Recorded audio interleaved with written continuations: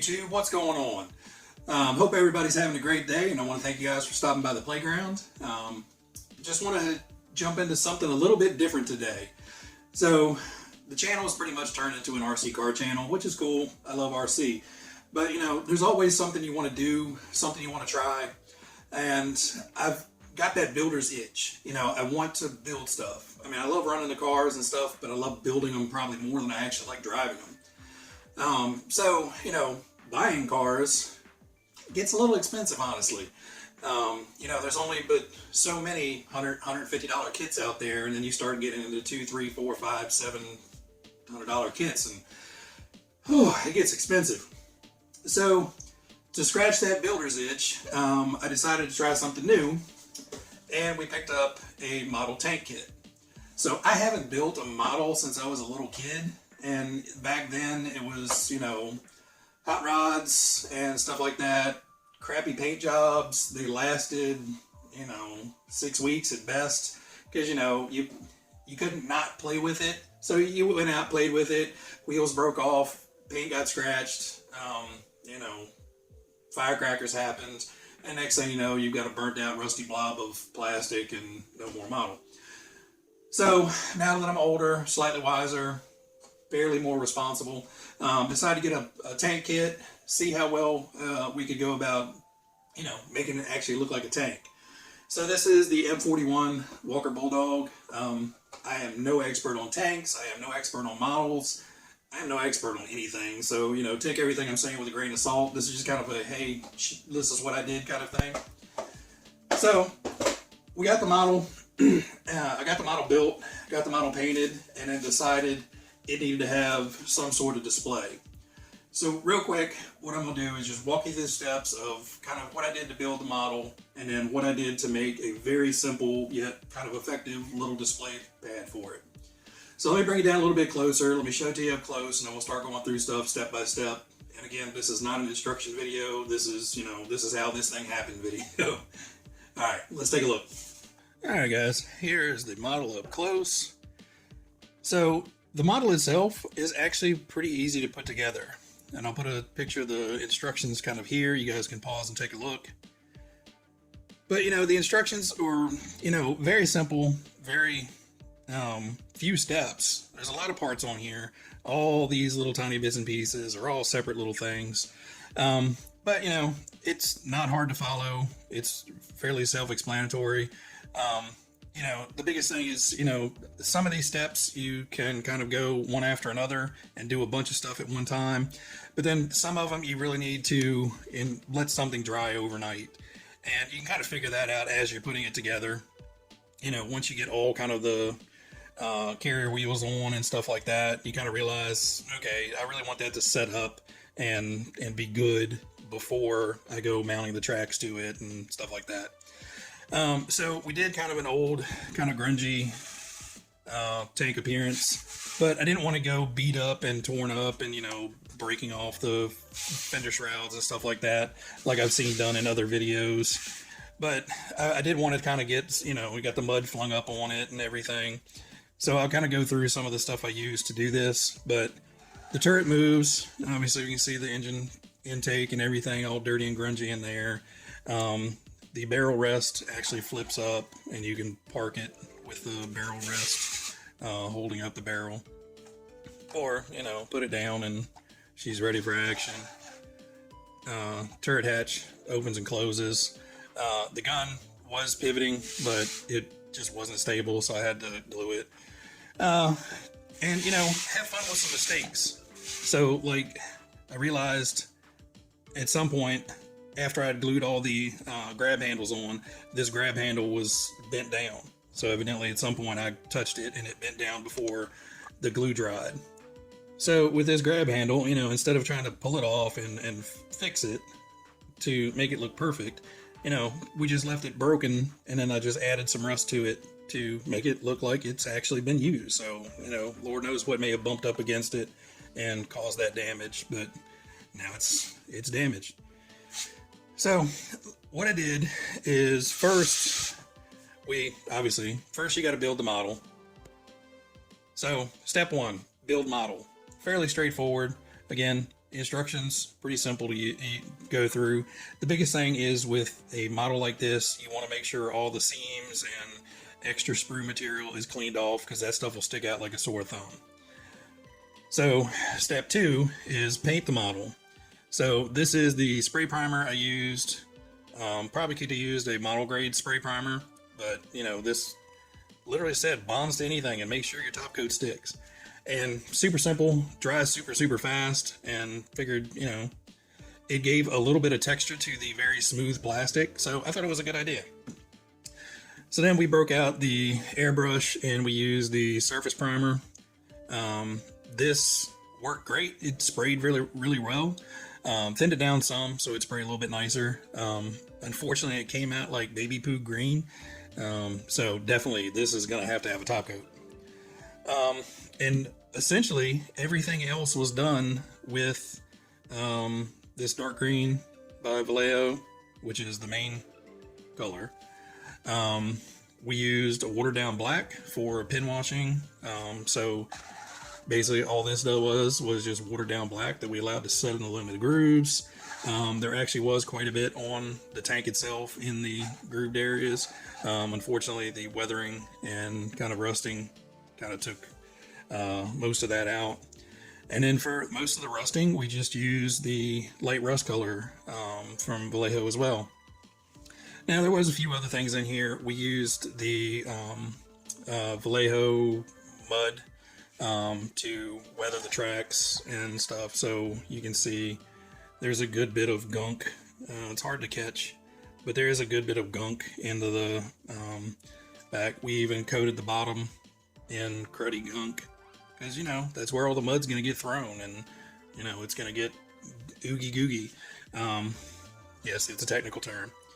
The front got a good bit, but the back got the most. So did have a bunch thrown up on the fenders and stuff. Rusted out the tailpipes, sooted up the tailpipes. You know, even in the cradle, you know, where the barrel would lay, that's been rusted out. The rest of it's nice and green. You know, and just went over it. You know, you got a new track piece up here, but you know, it's getting kind of dirty and grimy and starting to weather and stuff. Decals, just put those on and then weathered over top of it. And then basically once we got all the weathering done and all the painting finalized, I just took the turret off and sprayed the whole thing with a matte finish to kind of seal everything in and give it kind of a nice flat even tone. And that's about it, really. These tanks, although it is quite a lot of pieces, they're really simple to put together. And you know, it's not a terrible thing. If you've ever put together an RC car kit, you should be able to put together one of these.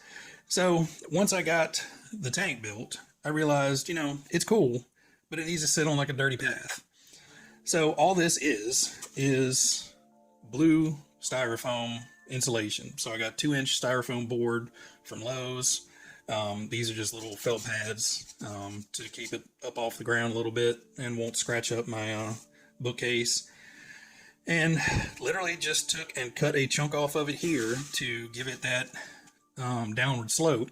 So once we had that downward slope cut into this, all I did was flip that piece over here and glue it down with some PVA glue and let that set up. So now I have a rise here and then a dip here.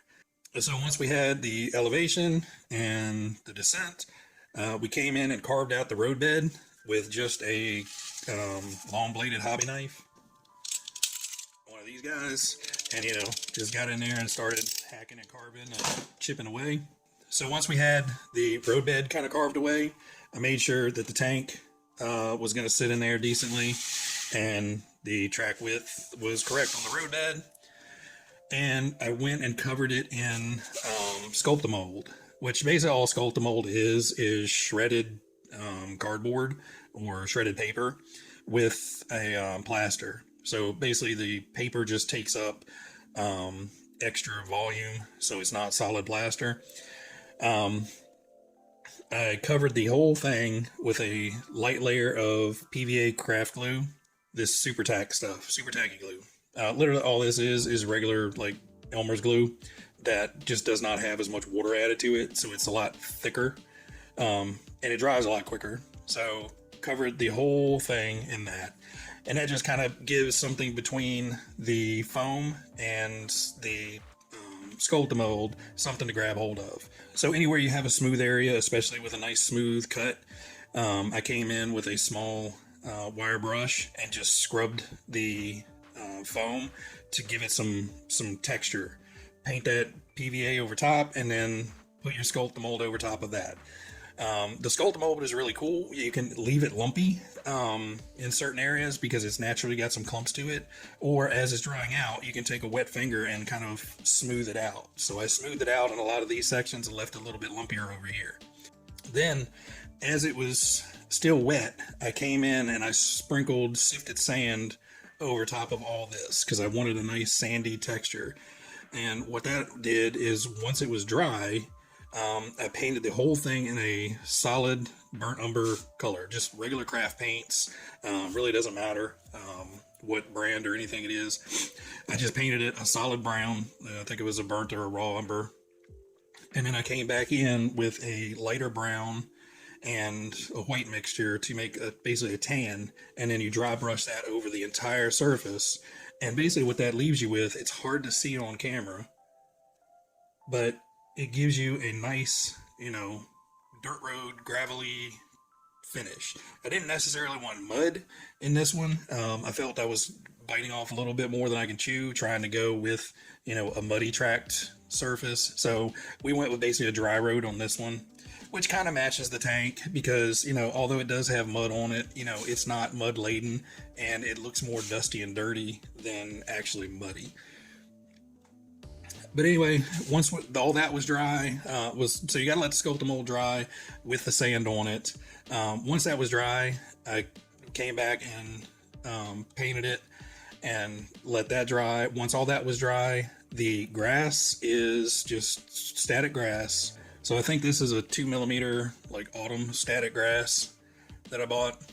And I use the static grass applicator. And if you guys don't know what a static grass applicator is, I will put a link down in the description below to some videos by Luke Towen, who makes awesome scenery. He specializes in model railroads, but he just does some amazing custom sceneries outside of the model railroad world. But he actually shows you how to build your very own static grass applicator for, I think mine was under 20 bucks. But anyway, you just put down the same tacky glue and just glob it in whatever areas you want grass, and then turn on the static applicator, shake it over, and it makes the grass stand up instead of just kind of laying down flat. And I wish I could zoom in a little bit better to show you, but this camera is terrible. So once it was dry, I just came back in and painted the edge with black paint. And I wasn't too worried about the edge. Obviously, I could have filled that in and everything, but once it's sitting down and it's in a bookshelf where the light is not directly on it, and you have the tank on top, nobody ever notices those imperfections.